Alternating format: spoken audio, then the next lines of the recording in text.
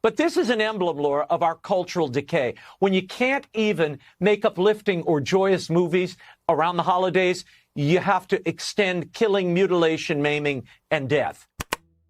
This is Raymond Arroyo, an American author and journalist talking on Fox News' The Ingram Angle about how he views violent slasher films using holiday settings as emblematic of a wider cultural decay. Here he is in 2004 interviewing filmmaker Mel Gibson about his then upcoming directorial effort, The Passion of the Christ, a famously fluffy and non-violent take on the Christian origins of Easter.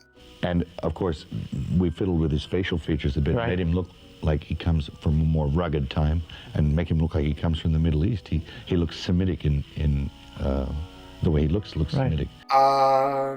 And at first glance, this could be seen as just another example of the war on Christmas, the rhetoric that right-wing news channels and personalities so often like to push this time of year. And to a degree, it is. So, who cares, right? Especially when you're talking about people who say things like this. And full confession, I listen to Christmas music year-round. Geez, what a psychopath. His singing voice is actually quite good, as much as I don't want to admit that. The thing is, though, I actually do think that there's something worth talking about here when it comes to Christmas films, and in particular Christmas horror films. Because while the war on Christmas stuff is something that can be easily debunked and recognised for being the nonsense that it is by most sensible people, when it comes to Christmas films, pretty much everyone gets really weird. Die Hard is not a Christmas movie. Thanks, Bruce, who made you the god of Christmas. The films Arroyo takes aim at, Eli Roth's throwback slasher Thanksgiving, based on the director's own fake trailer produced for 2007's double feature Grindhouse, and It's a Wonderful Knife, Tyler McIntyre and Michael Kennedy's comedy horror reworking of Frank Capra's beloved 1946 Christmas classic, both use aesthetics and imagery synonymous with their seasonal settings to create a juxtaposition between that and the more horrific elements of their narrative. And this is a tried and tested method of storytelling. Cinema's been doing it for years. In fact, this isn't even the first time a film's come under fire for it. 1984's slasher flick Silent Night, Deadly Night drew controversy when commercials for the film ran on television during family-friendly programming. Both the commercials and the posters, which also drew criticism, played up the idea that the killer was dressed as Santa. The outrage only grew when critics Gene Siskel and Roger Ebert slated it on their show. But there's no question in my mind that the showing of Santa with an axe on free TV and commercials is sick and sleazy and mean-spirited. And soon after, people actually began to mobilise. Asbury Park Press claimed that the film would cause irreparable harm, while the Chronicle Telegraph, citing a poll of its readers, called for it to be banned outright. And in the end, despite its initial success at the box office, it even outgrossed Wes Craven's A Nightmare on Elm Street on its opening weekend. TriStar, the company behind the flick, pulled it from theatres after just 10 days, attempting to bury the film altogether. When it comes to Christmas, people just really don't like it being linked to horror. And, well, it's not hard to see why. Christmas is a traditionally happy time. A time for family and friends to get together and enjoy each other's company. A time of presents and eggnog and general Christmas cheer. But sometimes you just don't want to engage with all of that. Sometimes you want to take a hatchet to the season. And I don't own a hatchet, so I'm just going to stab it. Let's talk about Silent Night, Deadly Night.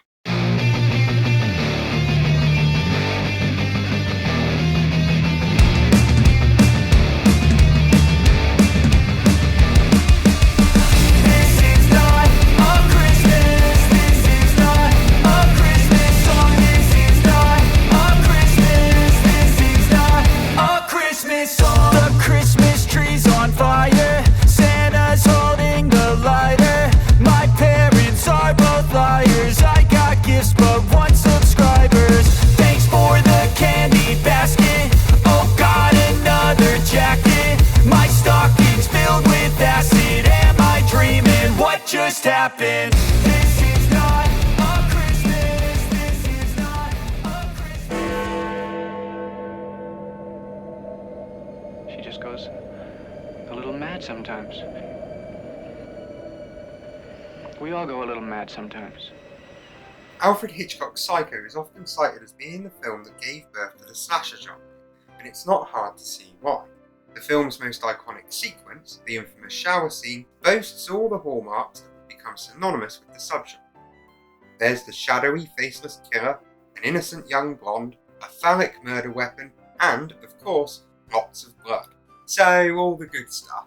Psycho's impact can be hard to understate. Its presence can be felt in everything from Jonathan Demme's 1991 Oscar winner The Silence of the Lambs to Greta Gerwig's 2023 blockbuster Barbie. No, seriously, the Bates house was an influence on weird Barbies similarly foreboding home. Psycho's everywhere, but one element of Psycho that I think doesn't really get discussed in terms of its influence, especially in relation to the slasher film, is the fact that Psycho takes place during Christmas. So Psycho is a Christmas movie. Well, not really, but that is interesting, yeah? The film begins with a title card that informs audiences that the date is December the 11th. Then, later, while Janet Leigh's Marion Crane flees town having stolen money from her boss, Christmas decorations are visible hanging above the street.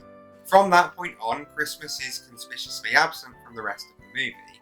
It's clear that Hitch didn't intend to use Christmas as a backdrop or a way to frame his story. According to Jim Fusilli, shooting for Psycho began in December 1959, and a second unit crew inadvertently captured images of Christmas decorations hung above the Phoenix Street. Hitchcock added the date to explain their presence. In fact, Christmas doesn't really play a part in anything Hitchcock made, even when it's literally in the title. In an early episode of the anthology show Alfred Hitchcock Presents, the episode Back for Christmas, directed by the man himself, features Christmas as a key plot point, and yet there's absolutely no reference to it visibly within the frame. And all of this means that I can't help but wonder if Hitchcock had some sort of issue with Christmas, because using Christmas as a backdrop for his particular brand of macabre storytelling does feel like an incredibly Hitchcockian thing to do. Someone didn't get the present they wanted. Anyway, regardless of the lack of overt Christmas references, it is interesting that Psycho, a film considered to be integral to the creation of the slasher subgenre, features this element, especially since slasher films themselves so often draw upon holidays or recognisable dates and their iconography. These are just some examples of that. 1974 saw the release of Bob Clark's cult classic Black Christmas, a film considered by many to be one of the key proto-slashers. Writer Roy Moore was reportedly inspired to write the film in part by the true story of George Webster, a 14-year-old boy from Westmount in Montreal who bludgeoned his mother to death with a baseball bat in November of 1943. The crime's proximity to the Christmas season could very well be the real reason for Moore's decision to set the film at Christmas, although it's worth noting that his draft of the script was entitled Stop, and it was Clark who changed the name to Black Christmas, apparently saying that he liked the irony of something dark occurring during such a festive holiday. You fucking creep! Regardless of the reason for basing it at the holidays, what's important here is that Black Christmas, unlike Psycho, uses the iconography and aesthetics afforded to it because of its Christmas setting to further the mood and atmosphere of the narrative. While other genre flicks would draw on memorable and seasonal dates, Black Christmas isn't just using the holidays as a gimmick. Christmas is a part of the atmosphere the film builds. Not only does it enhance the mood, it helps to create it. The red lights hung around the front door of the sorority house in which much of the film is based signifies the ominous presence of the psychotic and murderous Billy who lurks within.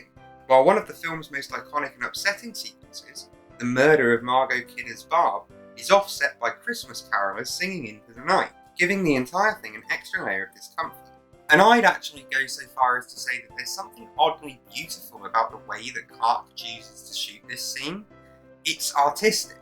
Come the end of the film, the killer has eluded capture and still lurks inside the house, and the film closes with a shot that begins on a close-up of the horrified frozen face of his first victim, suffocated in a transparent plastic bag, as the camera then slowly pulls back to reveal the sorority house sitting in the snow, the Christmas lights still twinkling around it. It's a bleak visage of Christmas, a commentary on the way the festivities of the season often serve to only mask or paper over the darkness and misery.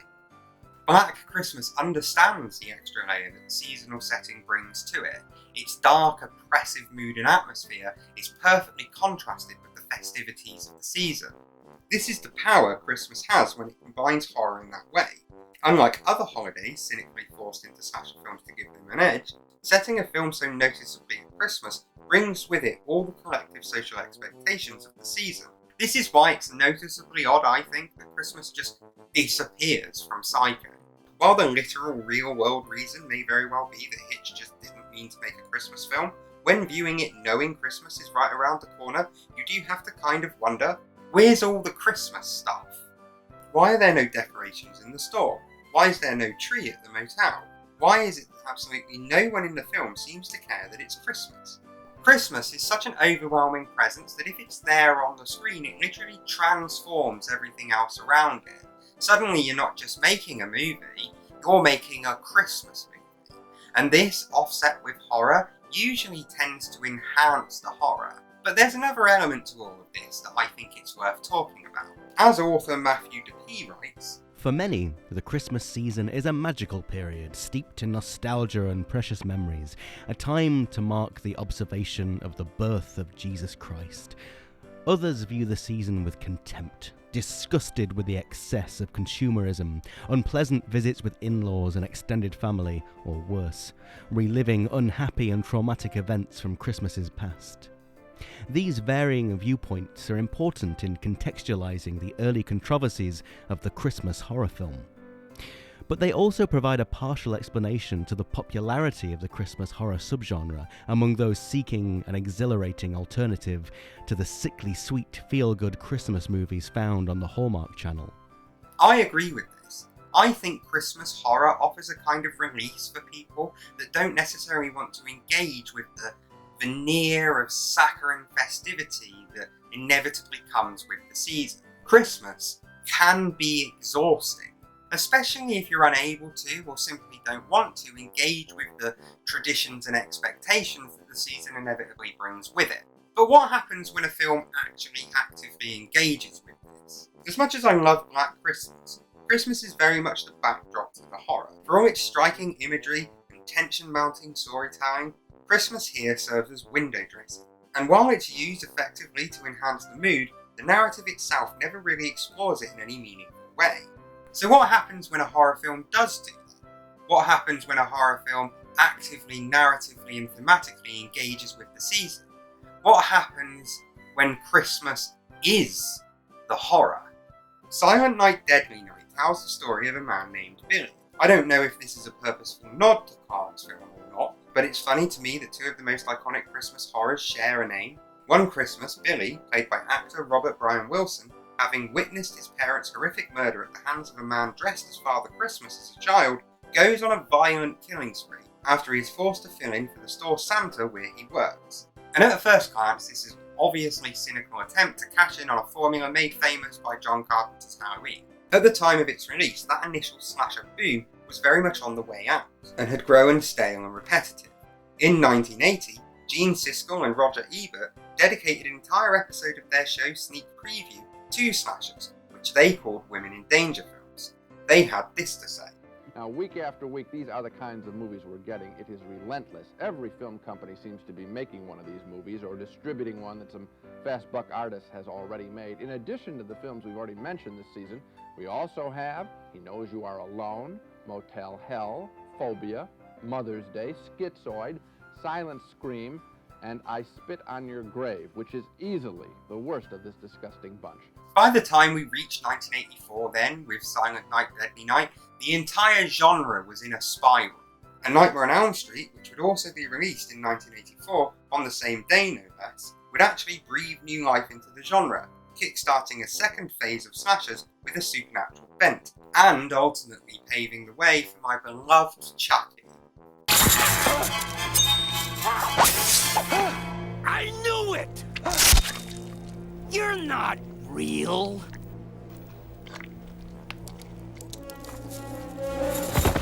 You didn't think that just because it's Christmas I wasn't going to find a way to bring up Chucky, did ya? Silent Night, Deadly Night feels very much a part of the first wave. It's a sleazy film with an exploitation feel. There's gratuitous nudity and an emphasis on gory kills, the kinds of things that one expects from the slashers of that earlier period. It looks low budget and can be quite mean-spirited, very much falling in line with everything that came before. And to be fair to the flick, I'm not even sure that it's trying to hide that fact. In a 2013 interview with Diabolique magazine, producer Scott Schneid said, "I think the inspiration for the script was Dennis Whitehead. My producing partner on the project and I were looking to get into the film business. We were just a bunch of young guys at the time, and there was a lot of horror films getting made, low-budget horror films, because of the VHS boom. I had received a screenplay, and it was pretty awful, but there was a one-line sentence in the script, which was about a killer Santa Claus. And I thought, this could be a potential for a teenage franchise. A psycho dressed in a Santa Claus suit on the loose, Christmas Eve, all the visual imagery, the iconic Santa, Christmas imagery, interweaving that into the killings. I thought, as naturally teenagers are the most rebellious creatures on the planet, they would love the concept. I thought it would lend itself to sequels. So that's where the one-sentence idea originated from." And in many ways, Silent Night, Deadly Night plays out like your stereotypical slasher. Billy himself literally kills people he deems worthy of punishment, and in slasher films famously, the victims are usually young teens who are promiscuous or drink and do drugs, and many have noted how, in this sense, the genre can be seen as having an oddly conservative and moralistic streak. On this level, then, the film very much fits the bill. What's more, it has a noticeably gimmicky slant to its approach to the Christmas setting. We get Christmas-themed kills. Someone's strangled by Christmas lights. A girl is impaled on reindeer antlers. And it has a grimy, dirty feel that's very reminiscent of other films of this kind. Likewise, the acting is stiff and wooden, often awkwardly so, with weird line deliveries and over-the-top reactions peppered throughout. "Hey, Santa!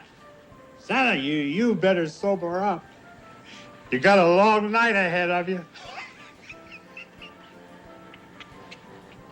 This isn't really surprising, to be fair. The cast was made up primarily of local actors, and you can really tell that there's a lack of professional training on display. Even Robert Brian Wilson, the lead of the movie, had very little experience, and this was his first acting role. Amazingly though, despite their obvious attempts to simply jump on the bandwagon, Silent Night, Deadly Night is actually a far deeper, far more complex film than the films it's trying to emulate. There's an interesting psychological bent to the flick, with a focus on Billy's childhood trauma and his slow evolution into the man that will eventually don the Santa outfit and become the Christmas killer. The film takes its time with this, introducing us first to Billy as a boy, detailing the events that lead up to his trauma, and then the way in which that trauma is allowed to grow, the adults around him failing to support him appropriately and help him come to terms with what has happened, and then his inevitable snap. It's a strange route for this kind of film to take, and inevitably that does kind of wind up elevating it above a lot of its contemporaries. Talking to Bloody Disgusting in 2014, screenwriter Michael Hackey explained, "We agreed that the most interesting and fun way to do it would be to examine the sequence of events that lead like dominoes falling to Billy as Santa's ultimate Christmas Eve killing spree, rather than following the usual approach of focusing on the victims." The decision to make Billy's background and then his journey into becoming the stereotypical slasher the focus of the film makes the film far more interesting than it perhaps should be. Seeing his parents' violent murder at the hands of a man dressed as Father Christmas, and then the subsequent abuse he receives at the hands of Lillian Shelvin's evil Mother Superior, who heads up the orphanage where he and his brother are sent afterwards, makes Billy closer to a tragic anti-hero than your traditional slasher villain. His actions are undoubtedly horrifying, but by the time we reach that point, not only have we seen how he got there, we understand it too. The review for the film in the Washington Post called it another casually constructed splatter flick that has more to do with morbid arithmetic, body count continues, than movies. Frankly, I disagree. However inadvertently it may have been, Silent Night, Deadly Night finds something new to do with the formula, and in doing so it winds up becoming so much more than every other formulaic slasher flick. This is an unusual approach for a slasher film to take. Most of the subgenre's entries usually keep the killer hidden behind a mask or obscure their identity somehow, and their motives are kept vague and unclear, at least until the final act. But Silent Night, Deadly Night does the opposite, spending the front half of its runtime detailing the events that lead up to Billy's eventual kill spree, and in the process painting him as a somewhat sympathetic villain. Billy isn't evil, he's been let down and failed by the adults around him. And there's something deeply tragic about all of that. In the end, Billy is gunned down in full Santa garb while his younger brother Ricky watches on. The final shot of the film suggests that Ricky is going to follow the same path as his brother, which to me hints towards the cyclical nature of this kind of trauma and abuse. But what's especially fascinating, in my opinion at least, is that this, coupled with the use of the Christmas gimmick, transforms the film into something far beyond just another slasher set at the holidays. And while, as we've already covered with Black Christmas, simply the addition of the season can bring a lot to a film, Silent Night Deadly Night takes this one step further. Writing of the film in Fangoria, Raina Cervantes says, I think Silent Night Deadly Night presents to the viewer the age-old struggle of religion versus Santa that the Catholic Church brings up every Advent season. To the uninitiated, churches often propose the idea that the real focus of the season should be the belief in the birth of Jesus Christ. Generally, in the church, the idea of Santa Claus or gift-giving is semi-frowned upon, as it is believed that the commercialisation of the Christmas holiday season is a distraction from the true meaning of Christmas. And I kind of agree. This battle can be felt throughout the flick, because you see, Silent Night Deadly Night isn't just set at Christmas, it's about Christmas.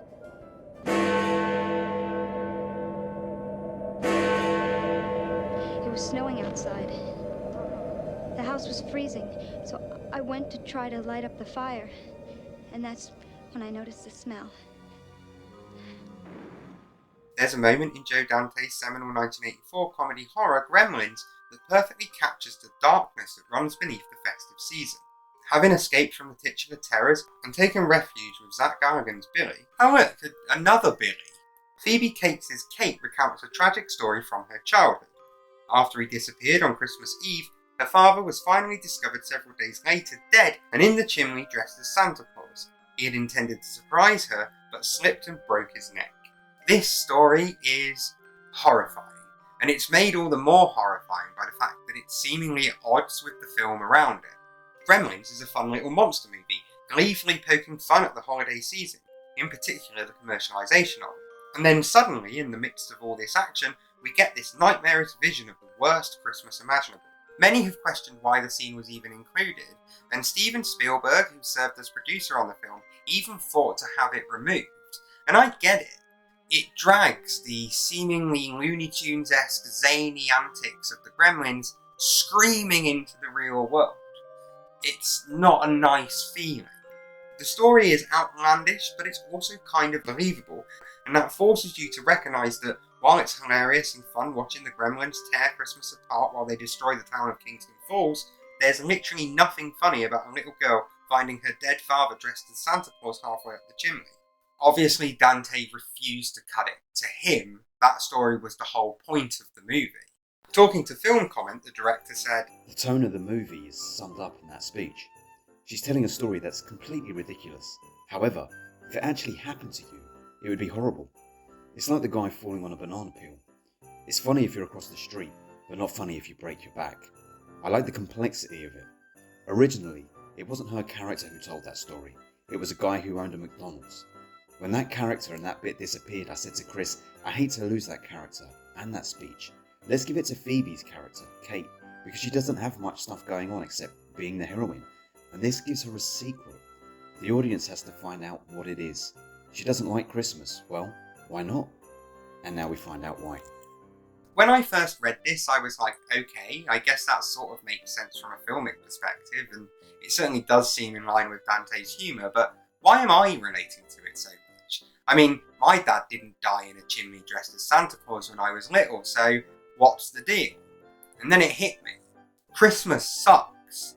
My absolute favourite thing to do at Christmas, at least as an adult, is watch my children open their presents. I love seeing the pure, unadulterated joy on their faces as they tear off the wrapping paper in excitement to see what they've got. And the last couple of years I've not been able to do that because they've not been here. Now, I'm not telling you that to try and garner sympathy from you or anything, and don't worry, I've got a fantastic relationship with my kids and I see them regularly. I'm just using it as a way to illustrate how Christmas can be really difficult for the people who don't have the things that so many of us take for granted. According to a poll conducted by YouGov in 2019, a quarter of people in the UK find that Christmas actually negatively impacts on their mental health, while the mental health charity Mental Health UK, reporting on their survey of 1,000 people, found that 80% reported their mental health symptoms worsened over the season, and nearly 3/4 said they felt more lonely, even with friends and family around them. Now, I think part of this comes from the fact that Christmas itself is so loud and in your face with its festivity that if you're already not feeling it, all of that can just kind of make you not feel it even more. By the time December rolls around and Mariah has officially announced the beginning of the season, you can't move for Christmas. It's in our food, it's on our screens, out the window and on the radio and even on our clothes. And dealing with that when you're already struggling is, well, really hard. You're expected to buy things for people even if you don't have the money. It's cold and miserable outside and putting your heating on is too expensive. You have to socialise and everyone's wearing this big happy face and you feel like you've got to wear one too, even if you really don't feel it. It's exhausting. And you can't even get a respite by sitting down and watching the telly, because that's just going to be pumping out bright, happy Christmas things too. Gremlins then, and this story in particular, acts like a sort of sharp validation. While most other Christmas flicks around were typically sentimental, happy affairs, there's a dark streak running through Dante's flick that feels more honest and accurate than most. Yes, it's silly and zany and over the top, but that bleak undercurrent is something that I, and I'm sure a great many people, can relate to. And Silent Night Deadly Night takes this idea to the extreme. That both it and Gremlins was released in the same year is telling. While Gremlins hides its cynicism and darkness beneath Dante's typically cartoonish take, Silent Night Deadly Night approaches everything with the grim, grimy lens of an exploitation flick, revelling in its gratuitous nudity and gory kills like any other slasher of the time would, and that makes its Christmas commentary all the more biting and bleak. And there's no doubt in my mind that this is part of the reason that Silent Night Deadly Night sparked such an outrage, while Gremlins is considered to be a beloved cult classic. Also, Gremlins was released in June. What the hell was up with that? Silent Night Deadly Night doesn't shy away from perverting the iconography of Christmas. For a movie with such an obviously trashy premise, Killer Santa goes on a murder spree, it actually takes itself pretty damn seriously. There are multiple deeply upsetting sequences of SA and child abuse, as well as some of the nastier kills. Like, it's not a particularly pleasant film to watch, even by slasher standards. I mean, it's not taking itself as seriously as, say, 1980's Christmas Evil, the other Killer Santa film from around the same time, which was described by Jim Nipfel in Den of Geek as being less a blood-soaked parade of slaughtered teenagers than a character study about a man of principle who is pushed past the breaking point. What it is, more specifically, is the taxi driver of Christmas movies. But then the fact that you could take that review and apply it to Silent Night Deadly Night and it would still make sense tells you pretty much everything you need to know. That's not to say that I think the filmmakers were striving for that level of introspection and thematic weight, but by clamouring to capitalise on the slasher trend, combining it with Christmas as a gimmicky way to generate imagery that would look cool on a poster, and focusing so much on the development of Billy as a character who becomes the killer, they inadvertently found something that really does seem to have a lot to say without ever meaning to say it. When young Billy and his family visit his grandfather in the nursing home early in the film, the unsuspecting child is set upon by the supposedly comatose old man, who unleashes an anti-Father Christmas tirade upon him. This sets the stage for Billy's eventual transformation into a psychotic Santa. But despite sounding like the most ridiculous crap you've ever heard, the entire thing has this legitimately frightening undercurrent, and it's by and far one of the most upsetting moments in the entire film. It's not the most upsetting bit, mind, but I can't show you the most upsetting bits because YouTube. The direction is straightforward and uninventive, but it's sufficient, and this sequence highlights just why. The way the camera cuts back and forth from the grandfather to young Billy, locked in close-up with one another despite the room they're in being relatively large, makes it feel almost claustrophobic. And when the grandfather leans in, it places us in the eye line of young Billy, as if he were leaning in to talk directly to us. He also looks a bit like Father Christmas, and I think that's probably important too. Even before we get to see a single villainous Santa, the film is already making these allusions. And what's more, the grandfather kind of has a point. There is something deeply unsettling about the Father Christmas mythos, this strange man who sneaks into your house while you're sleeping and leaves presents for the children that he himself has decided has been good. I mean, imagine that in any other context and you can kind of see just why the hell this is all so weird.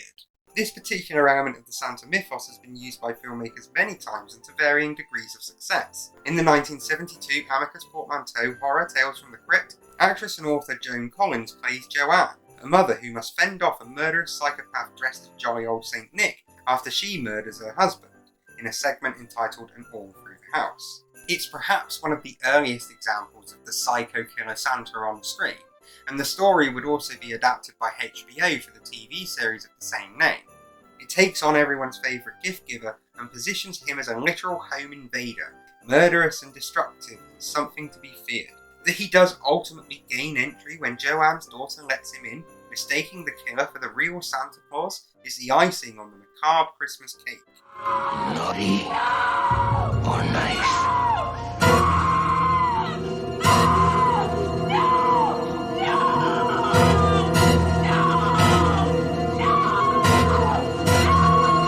It twists the very notion of Santa himself into some sort of nightmare, a lie told by parents to their children that's come back to bite them in the arse. Silent Night, Deadly Night similarly twists the mythos of jolly old Saint Nick into something terrifying. After being forced to don the outfit, Billy has a young girl on his lap who is obviously scared, and he warns her. You're being naughty. Right on Santa's lap. I don't bring toys to naughty children. I punish them. And that's technically right, yeah? Like, that is what Santa does. Isn't it funny how easily you can take these Christmas ideas and just give them a little tweak and then suddenly they're nightmares? The Tales from the Crypt segment does highlight another interesting point as well. Collins in the film and Mary Ellen Trainor in the show have murdered their husbands for what one presumes is in part freedom from an oppressive marriage and also money. That their ultimate downfall then comes in the form of a symbol of capitalism and commercialism manipulating its way into the home under the guise of a traditionally warm and welcoming presence is interesting. As Matthew DeP writes, perhaps tame by today's standards, the All Through the House segment opened the door for future cinematic depictions of Santa Claus or those dressed as Santa Claus, engaged in murder and mayhem. But there's more of a legacy here than simply just a homicidal killer in a fake beard and a red suit. Santa is, of course, a figure that's coated in commercial and capitalist sentiment, quite literally, in fact. In the book Christmas Ideology and Popular Culture, John Story writes, the traditional English Christmas was invented between the 1830s and 1880s. Its invention was directly connected to the processes of industrialization and urbanization, and only indirectly connected to religion. Christmas was invented first and foremost as a commercial event. Everything that was revived or invented, decorations, cards, crackers, collections of carols, going to a pantomime, visiting Santa Claus and buying presents, all have one thing in common. They could all be sold for profit. It was commercial from the very start. Part of what was being celebrated was the achievements of industrial capitalism, conspicuous consumption and a market economy. And if Christmas is a fundamentally commercial holiday, then Santa is its figurehead. He represents the holiday perhaps more so than any other single piece of iconography, and indeed it's next to impossible to think of a traditional Christmas without Santa playing some part. His relationship with the holiday's commercial elements are complex and layered. He is in part a figure created by commercialisation. While it's not true that Coca-Cola gave the lovable home invader his iconic red suit, the marketing campaign in which Santa is depicted as a Coke fan in various illustrations by artist Haddon Sunbowl most certainly has helped solidify his look in the minds of the general public. As Stephen Moss writes for The Guardian, Sundblom conjured up an idealized Santa, vast of stomach, red of face with little round spectacles, so perpetually jolly and grinning that it must have been exhausting for the old fellow. But whatever the reason, I think it's fair to say that Santa is most definitely a commercial figure, and Silent Night Deadly Night definitely seems to view him through this lens. Billy is forced to put on the Santa costume by his boss. There's a financial incentive here that puts him in a position whereby he can't avoid it. Moreover, I don't think it's unimportant that Billy finally snaps while in the store after closing, nor is it unimportant that his first victims are his co-workers in the store.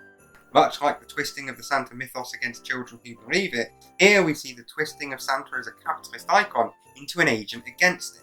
The very first appearance of Santa Claus in the film, right at the beginning, is one in which a man dressed as Santa holds up a liquor store. It's as if the film is laying out a mission statement.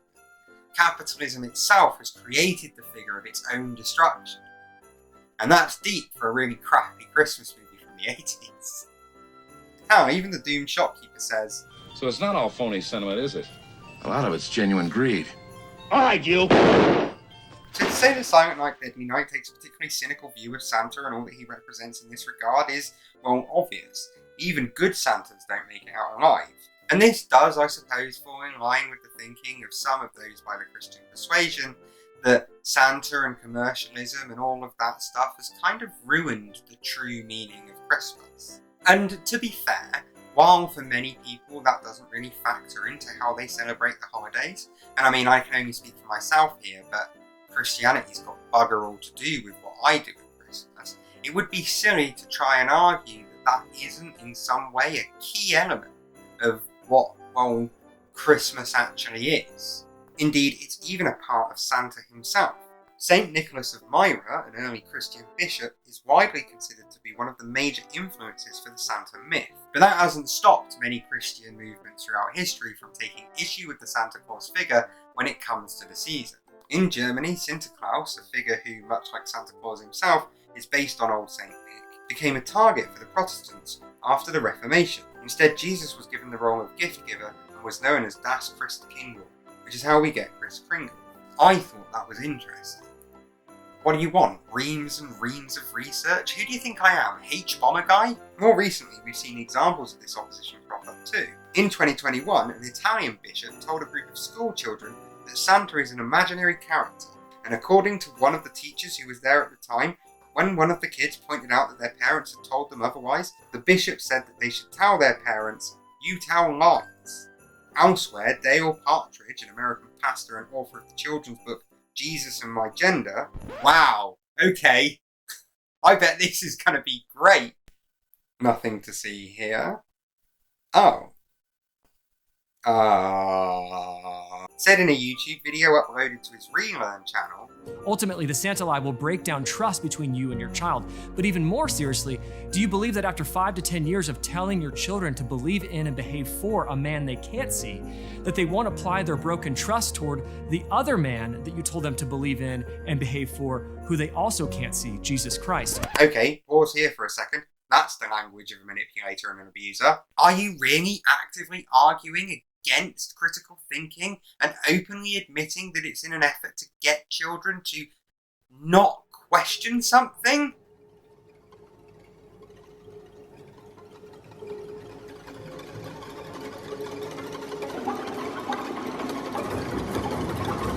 In the end, Billy as Santa returns to the orphanage to enact revenge on Mother Superior. Cervantes' argument then that Silent Night Deadly Night is in some way about the battle between religion and commercialisation over the festive period is solid. She writes, In the end, the film's depiction of religion comes out on top as Billy is gunned down by law enforcement. In his dying breath, Billy mutters to the children, "You're safe now, Santa Claus is gone." But while I see where she's coming from and that reading is definitely there, for me it's just sort of missing something. Silent Night Deadly Night does view Santa and commercialism in a particularly unpleasant light. But I'm not sure it views religion as much better.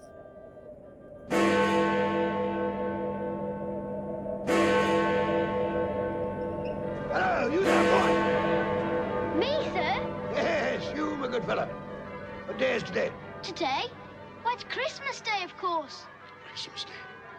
Released in 1843, Charles Dickens' iconic novella, its full title, A Christmas Carol in Prose, being a ghost story of Christmas, has embedded itself into cultural memory like nothing else before or since. There is perhaps no story that's as synonymous with Christmas as A Christmas Carol, and I'd go so far as to include the Nativity in that. Sods. It's been adapted multiple times and across multiple mediums. It's been a drama, it's been a comedy, it's been animation, there's TV versions, a graphic novel, a video game, an episode of Doctor Who. a Blackadder version, a Xena version, a Barbie version, an awful romantic comedy starring Matthew McConaughey, thinly veiled retellings, some of which have their own remakes. And of course, there's the best version of them all, the Muppets Christmas Carol.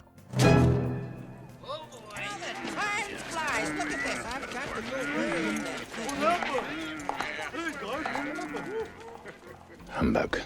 And that doesn't even begin to scratch the surface. Those are literally just the ones that I could think of off the top of my head while I was writing the script. But there's something about A Christmas Carol that I don't really think gets talked about enough. For all its sentimentality and festive cheer, A Christmas Carol is actually quite scary. As Sally O'Reilly writes, Dickens wrote the story to entertain, drawing on the traditions of the ghostly midwinter tale, but his aim was also to highlight the plight of the poor at Christmas. His genius for manipulating sentiment was never used to better effect, but perhaps the most enjoyable elements of the story are the atmospheric descriptions of the hauntings themselves. The door knocker which transforms into Marley's face, and the sinister, hooded figure of the ghost of Christmas yet to come. There's long been a link between the ghost story and Christmas time. There's something about the season, the long cold nights, the emphasis on reflection that lends itself to ghost stories particularly well.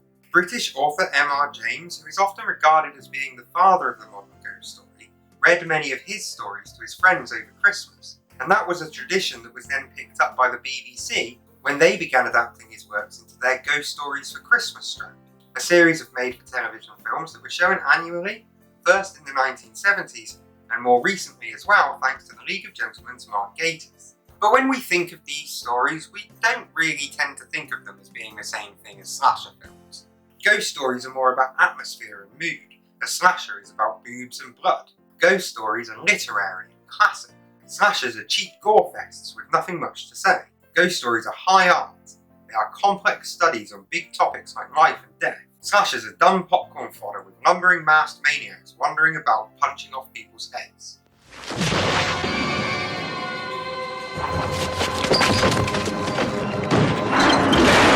Unlike Look, there is a level of truth to all of that. I mean, I'm not going to sit here and pretend like the Leprechaun franchise is on the same level as The Turn of the Screw.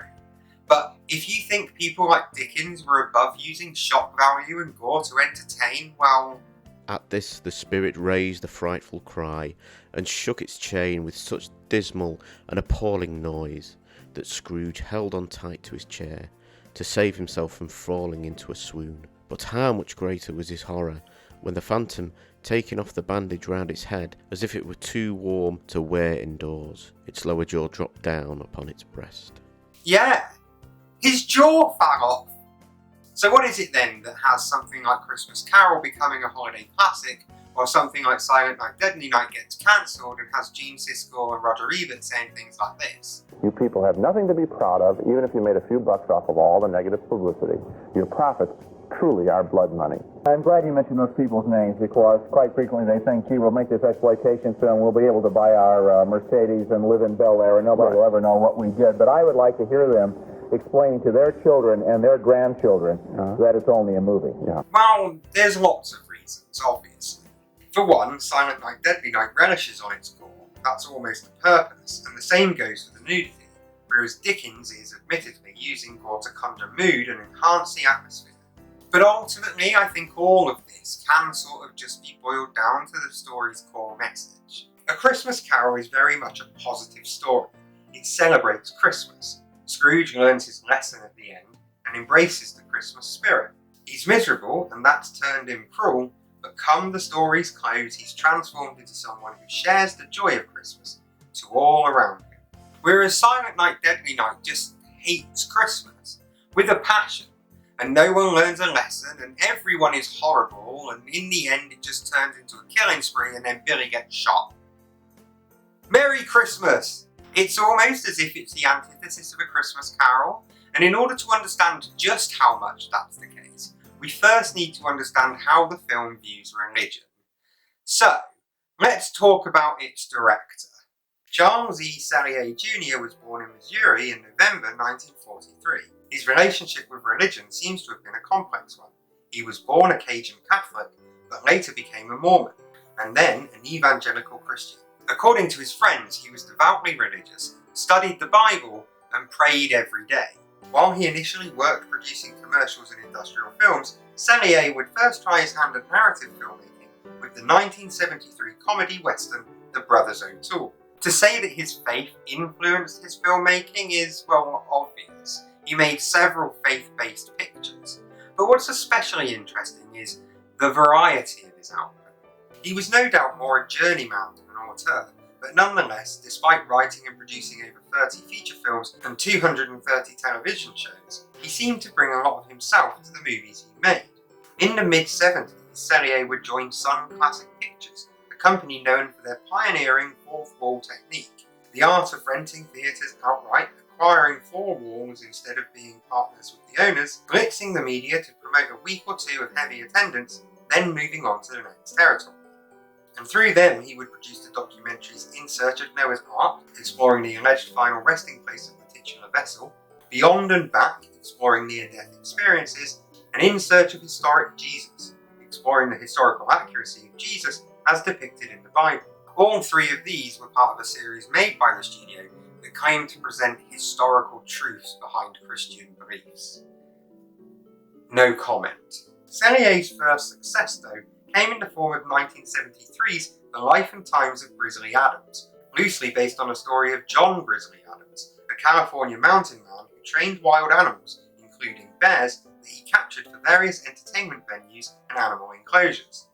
The film was a smash hit and spawned a popular television series of the same name, which aired on NBC between 1977 and 1978. In 1980, Sellier was nominated for an Emmy for his work on the TV movie The Legend of Sleepy Hollow, an adaptation of the Irvine Washington classic, which stars Jeff Goldblum as Ichabod Crane and Meg Forster as Katrina Van Tassel. And I'd never heard of that before doing research for this video. So yeah, now you know. That same year, the Taft Broadcasting Company purchased Sun Classic Pictures and renamed it Taft International Pictures, expanding the scope of projects produced to include horror and science fiction. During this period, the company released Fred Dekker and Shane Black's 1987 comedy horror The Monster Squad, as well as two Stephen King adaptations, 1983's Cujo, about a killer St. Bernard, and the Arnold Schwarzenegger starring sci-fi actioner The Running Man in 1987. During this period, the filmmaker produced the 1981 monster movie The Boogans, which Stephen King apparently gave a rave review in the Twilight Zone magazine. I don't know why. The Boogans is awful, but King was on a lot of coke at that point in time, so maybe that's your answer. Sellier continued to produce films with a Christian bent all the way up to his sudden death in 2011, primarily through his Grizzly Adams production league. And all of this makes him an admittedly pretty unusual choice to direct a film like Silent Night, Deadly Night. Hey, who do you want to direct your violent, gory slasher? I know, let's get the super religious Grizzly Adams guy. For whatever reason, Sellier agreed to helm the movie after being offered the job by TriStar. And that's especially strange because, well, the religious element of Silent Night, Deadly Night is probably the bit that I personally find the most uncomfortable. Like, is it bad if I'm just really honest with you guys now and say that religion in general just kind of makes me uncomfortable? To be clear, I don't mean to judge anyone that does have a faith. I'm glad you've got that in your life. It's just that for me personally, my experiences with religion, and by and large that does just mean Christianity, haven't been great. I didn't go to a Church of England school, but we still had to sing hymns and pray and stuff. And as a young trans kid trying to figure out my gender and struggling with my body, yeah, no one there had anything to offer me. This is just my experience, of course, but there does seem to be something going on in Silent Night, Deadly Night on this front. After their parents' murder, young Billy and his baby brother Ricky are moved to the orphanage, where they find themselves under the care of Mother Superior, the abusive disciplinarian whose favourite form of teaching is through punishment. And Mother Superior is an especially nasty piece of work. Shelvin plays her as cold. She doesn't even seem to care one way or the other how she treats the children, and while I'm sure that there's a version of this character that plays up the notion that she enjoys punishing them, The decision here on Chauvelin's part to play her almost completely absent of any strong feeling about it one way or the other brings a legitimately despicable element to the role. Her concern is entirely with making the children fall in line and behave through abusive punishment.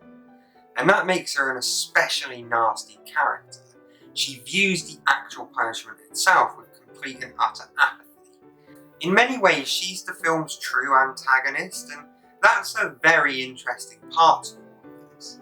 When she catches young Billy spying on a couple through the keyhole, she beats them while the helpless and terrified child watches on. This, of course, is another example of the cycle of abuse theme that we spoke about earlier, as it's a similar scene of violence and sex that then acts as the trigger that trips him over into the edge. But it's also an example of how the film portrays religion, specifically Christianity, as being oppressive. There's even a suggestion that this routine of punishment for disobedience extends to the sisters, as any time Gilmer McCormack's kindly sister Margaret seems to want to speak up about Mother Superior's abuse, she is able to shut them down quickly without so much as a word. Moreover, once Sister Margaret realises that there is in fact a twisted logic to Billy's actions, she's then able to predict that Billy will be heading to the orphanage to punish Mother Superior, as she herself says. No, he's not stupid. In fact, everything he's been doing has a kind of logic to it, once you understand what he's gone through. And to me, this kind of illustrates how the film views religion as an oppressive force, or at least how it views those who use it to justify their oppression.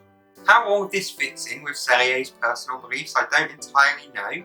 He did view himself as more of a businessman and simply just following trends, so maybe that's how he justified it. Either way, what he shot is, by all accounts, what was in the script. As producer Scott Schneid said, the finished film that Charles and Michael, as second unit director, shot was 99% the way it was delivered on the shooting script to Ira Barmack. We delivered that script to Ira, who had a deal with TriStar to make some low-budget movies, and he hired Mr. S to direct it. He shot at least 99% of what was on that page. As far as I remember, it was very much as scripted. There was some, as there always is, leeway in exactly how things are staged. But from my memory, we shot pretty much what was on that page. Mother Superior and the others at the orphanage are seen engaging with Santa as a tradition. An argument could be made that the film punishes them for this. The Santa who is shot toward the end of the film is revealed by Sister Margaret to have been Father O'Brien, but this still doesn't account for the ending. Interestingly, there's absolutely no reference to the nativity here, even in the orphanage.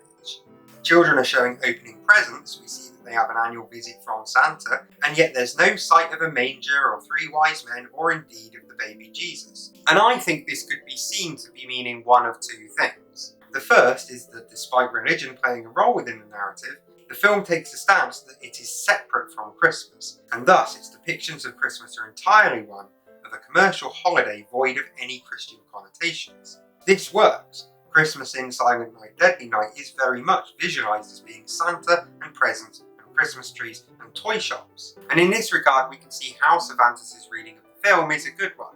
But there's so much of Billy's trauma, and of what leads him to become the infamous slasher whose antics caused moral panic in American moviegoers, that comes at the hands of Mother Superior.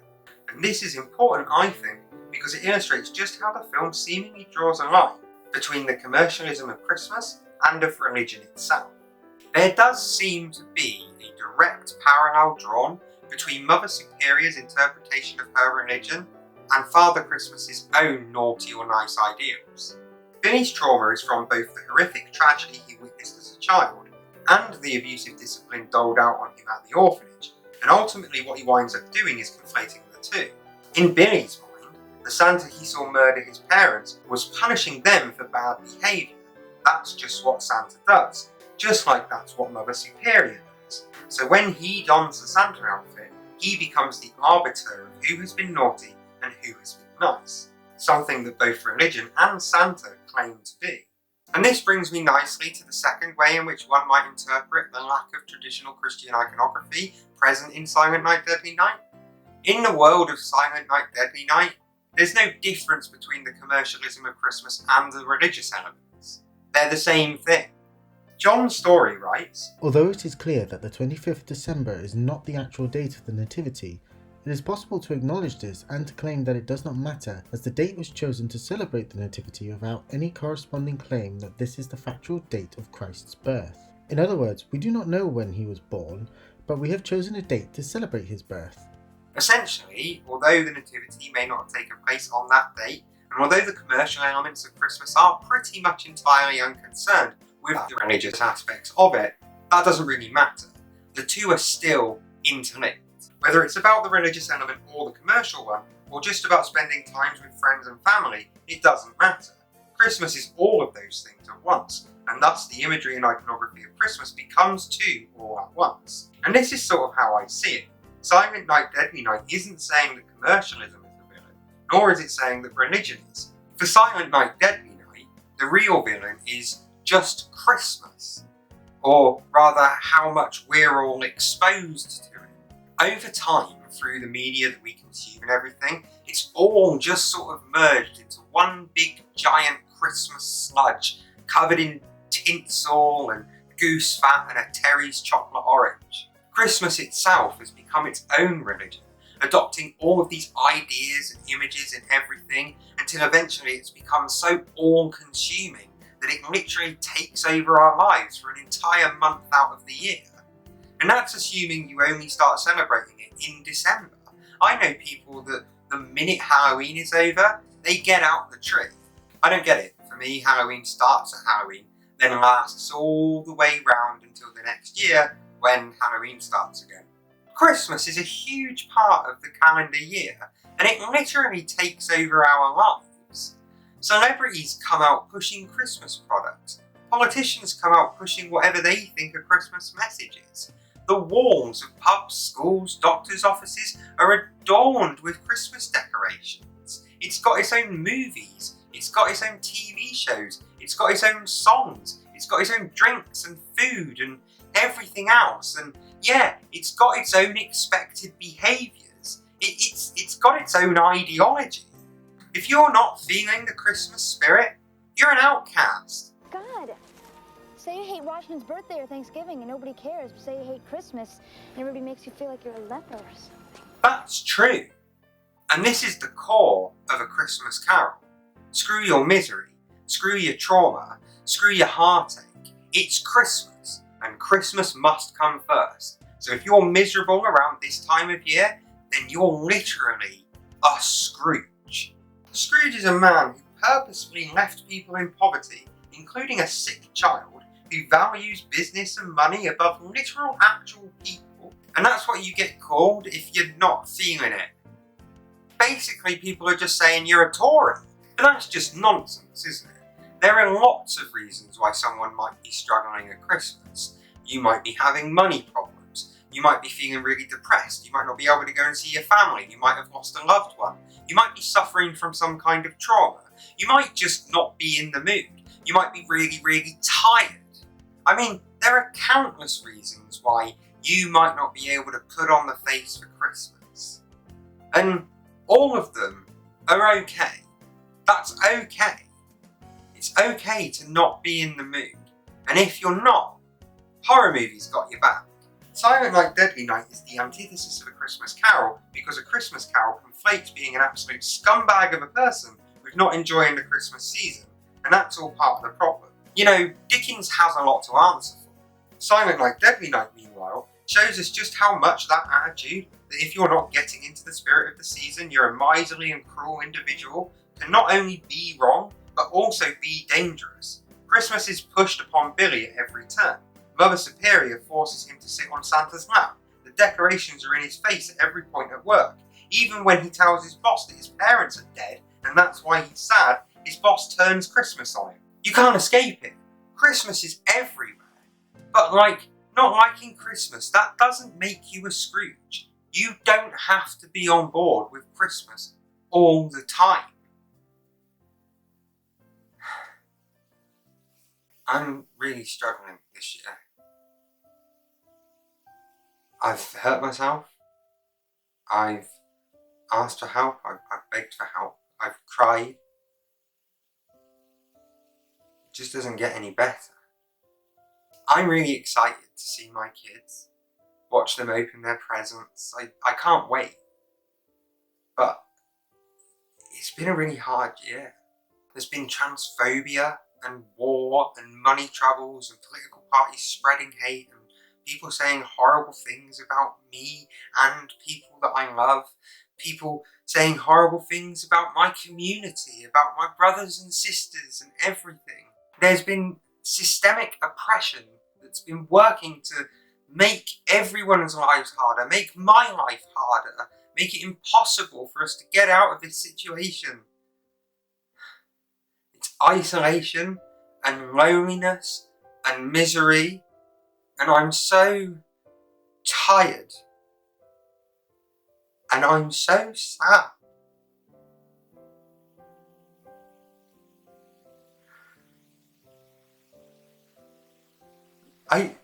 It's been such a hard year. And that's okay.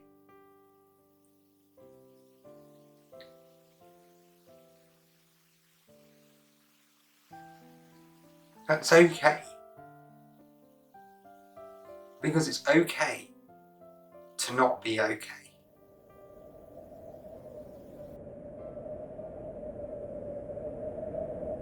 So, what have we learned in our journey through the magical world of Christmas horror alongside our lovable sidekick, a psychotic Santa named Billy? Well, fundamentally, I think what Silent Night Deadly Night is really getting to, what it's really saying, is that it isn't Billy who's the villain, nor is it Mother Superior, nor is it Santa and commercialism or religion. For Silent Night Deadly Night, the true villain is just Christmas. This movie hates Christmas. It hates Christmas on every level, and that's pretty cool. But beyond that, we've also learned that horror has always been a part of Christmas. It's even a key component of the most beloved Christmas classic there is. And it's an important part of the season because it offers an alternative to the sentimental, in-your-face positivity of many, many other festive offerings. And that's really important because the holidays can be really hard, and the sheer overwhelming nature of them makes struggling at this time of year all the more difficult. And we also learned that Charles Dickens isn't opposed to a little gore. He'd have loved Terrifier. Most importantly though, I think we've learned that Christmas isn't just one thing. Christmas is all the things. Christmas is as much about Christianity and religion as it is about commercialism and capitalism. Whatever Christmas means to you, that's what Christmas is, and there is no right or wrong way to do Christmas. You like using it to celebrate the birth of Christ, then awesome, good for you. You like using it to see your friends and family, then fantastic, I hope you have a really good time. You like using it to sit down in front of the TV in the afternoon and watch a really, really rich toff talk about charity and goodwill to all men and how people have really struggled this year while he literally hoards his wealth and takes all of his money by stealing it off of you. Yeah, no, I can't get behind that version of Christmas, sorry, that version sucks. Whatever your version of Christmas is, whatever your traditions, however you choose to spend the holidays, that's fine. I hope you have a really good time. But also, if you're struggling, if you can't really get into it, then that's okay too. It's okay to not be in the spirit, and it's okay to be struggling. And those who aren't, they do well to remember that, because sometimes you just don't want to have to shove candy canes in your mouth so it looks like you're smiling. Sometimes you just want to be a Scrooge, and it's a lot easier to make it through the day when you're not being made to feel terrible for already feeling terrible. So that's my Silent Night Deadly Night video. I hope you all enjoyed it, and I hope you all have a very, very Merry Christmas. Oh, and also the sequel is absolutely bonkers. If you've not seen it yet, then I really strongly...